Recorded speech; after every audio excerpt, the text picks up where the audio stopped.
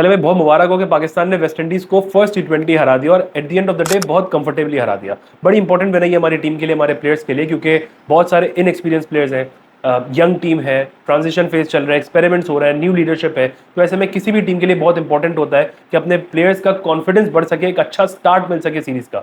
और वैसा ही हुआ, 1-0 लीड पर है। हम यही बात करते हैं कि हमने इस टीम को बैक करना है, हमने सपोर्ट करना है, तभी ये वो रिजल्ट लेकर सामने आएंगे। तो आज नजर आया अच्छा क्रिकेट उन्होंने जो थोड़ा बहुत खेला तो मैच भी जीते। लेकिन बहुत इंपॉर्टेंट है कि दूसरे फैक्टर्स के ऊपर भी नजर रखी जाए। आज बहुत सारी गलतियां थी, बहुत सारे ब्लंडर्स थे जिनके ऊपर बात करना बहुत जरूरी है। हमेशा यही होता है कि जब भी कभी पाकिस्तान मैच जीत जाता है तो बहुत सारी चीजें इग्नोर हो जाती हैं, या हाईलाइट नहीं होती, या उनको छुपा लिया जाता है और फिर उनके ऊपर कभी बात नहीं होती है, क्योंकि हम मैच जीत गए होते हैं। बट आज उन पर बात करना बहुत जरूरी है, क्योंकि आगे हमारे एशिया कप आ रहा है, फिर वर्ल्ड T20 आ रहा है, और इवेंचुअली जितनी भी सीरीज हम आज खेल रहे हैं ये सब एशिया कप की प्रिपरेशन है, ये वर्ल्ड कप की प्रिपरेशन है। जो भी प्लान आज बन रहे हैं वो एशिया कप और वर्ल्ड कप के लिए बन रहे हैं at the end of the day. और अगर हमारे यही प्लान्स होंगे तो आगे जाके फिर हम स्ट्रगल करेंगे। आज का जो टीम कॉम्बिनेशन था, टीम कॉम्बिनेशन देखकर दिमाग घूम गया। इतना वियर्ड टीम कॉम्बिनेशन था जो समझ नहीं आ रहा था कि हम सबसे पहले तो T20 टीम बनाते हैं, और T20 टीम जो हम लेकर मैदान में उतर रहे हैं उसमें 5 ओपनर्स हैं हमारे पास, और उन 5 ओपनर्स में से 3 ओपनर्स हमारे मिडिल ऑर्डर में खेलेंगे और एक फिनिशर रोल पे आएगा। स्टूपिड डिसीजन है हमारा ये। हम वही गलतियां दोहरा रहे हैं जो पिछले 5 साल से हम कर रहे थे कि बाबर रिजवान ओपन करेंगे और नीचे हमारे मिडिल ऑर्डर में ओपनर्स आके खेलते थे। अभी भी वही हो रहा है। हसन नवाज आपके प्लान में आता है तो प्लान में आता है नंबर 5 पे, आज अचानक से नंबर 4 पे खेलता है। मोहम्मद हारिस को नंबर 8 पे भेज दिया। मतलब फिनिशर अगर आपने उसको बनाना भी था तो आखिरी के 2-2.5 ओवर भाई चलो मारधार करने आ जाओ। आखिरी बॉल पे वो बैटिंग करने आता है, 6 डाउन, एक बॉल मिली उसको तो छक्का मारा। मैं कोई हारिस का फैन नहीं हूँ, मुझे लगता है कि ठीक है उसकी जगह नहीं बनती टीम में, आप ना रखें, लेकिन नंबर 8 पे खिलाकर 6 डाउन उसको बैटिंग पे ला के कहीं ना कहीं उसे कॉन्फिडेंस को खत्म करके टीम से बाहर करना, ये भी ज्यादती वाली बात है। वैसे ही बाहर कर दो ना टीम से, लेकिन नंबर 8 पे आप ओपनर को खिला रहे हो, कैसे जस्टिफाई होगा यार ये। मैं वही बात है कि आप अपना मिडिल ऑर्डर भी अनसर्टन करना चाह रहे हैं। अभी तक हमें ये क्लैरिटी नहीं है कि कौन हमारे यहाँ फिक्स ओपनर है, कौन हमारे यहाँ मिडिल ऑर्डर पे खेलेगा। ठीक है, सिचुएशन के हिसाब से आप ऊपर नीचे कर सकते हैं, लेकिन ये कोई प्लानिंग नहीं है कि नंबर 4 पे हसन नवाज आएगा तो नंबर 5 पे मोहम्मद नवाज आएगा, नंबर 6 पे आगा, नंबर 7 पे फहीम अशरफ और फिर मोहम्मद हारिस। मतलब हारिस की जगह है ही नहीं फहीम से पहले भी। अनबिलीवेबल आउटडेटेड अप्रोच के साथ हम जा रहे हैं। हर सिचुएशन पे, हर ग्राउंड पे, हर कंडीशन या किसी मैच पे जरूरी नहीं होता कि आप लेफ्ट राइट कॉम्बिनेशन पे जाओ।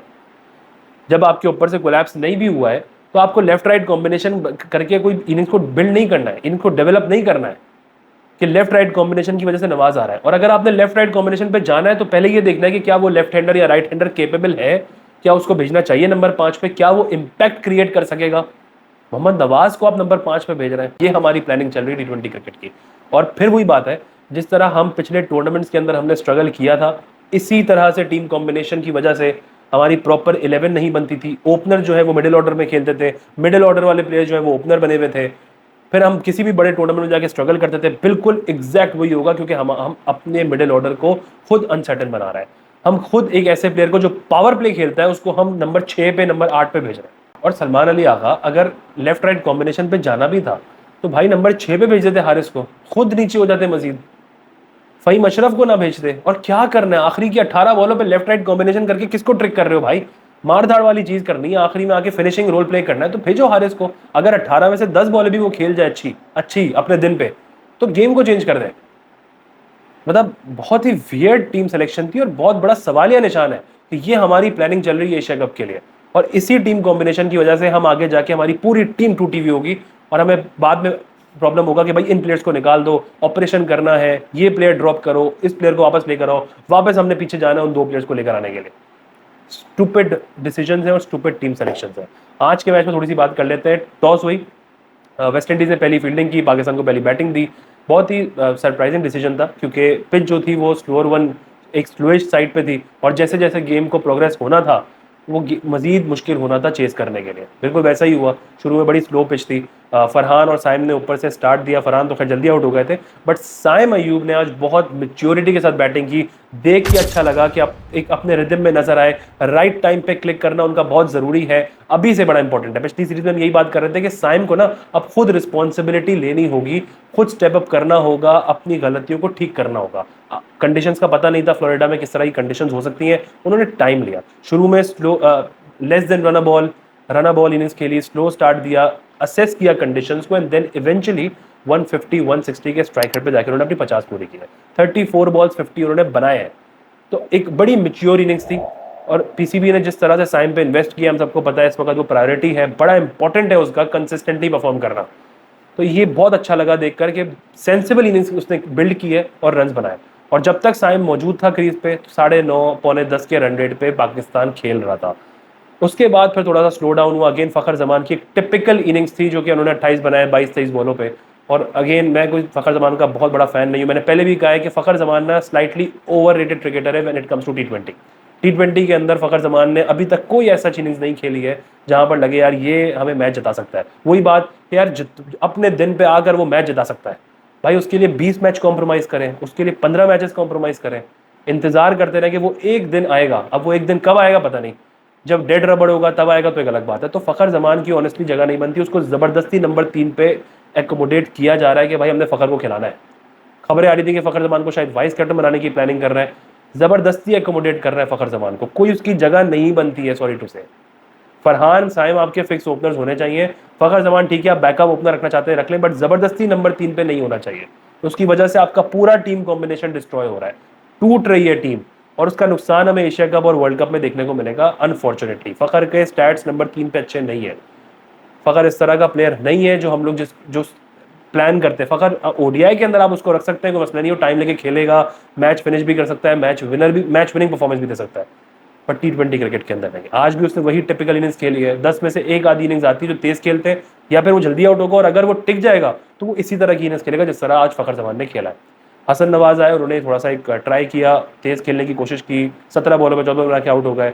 मोहम्मद नवाज, पहले तो उनका नंबर 5 पे आना बहुत स्ट्रेंज था, उसके बाद मुझे पता नहीं वो टीम में है क्यों।